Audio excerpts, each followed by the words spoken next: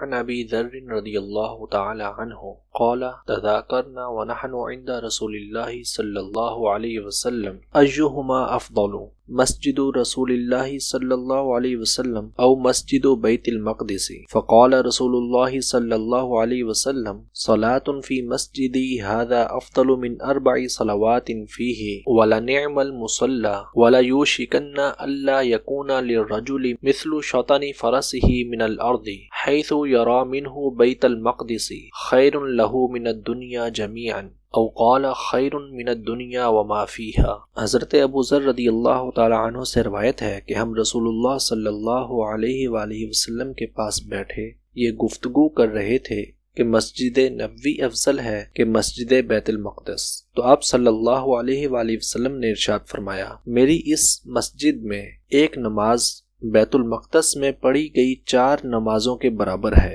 ویسے وہ نماز پڑھنے کی بہترین جگہ ہے اور وہ وقت قریب ہے کہ ایک مومن کے لیے اتنی جگہ بھی ملنا مشکل ہوگا کہ وہ وہاں سے بیت المقدس کو دیکھ لے۔ اگر صرف اتنی جگہ بھی مل گئی تو وہ اس کے نزدیک دنیا اور دنیا کی تمام چیزوں سے بہتر ہوگا۔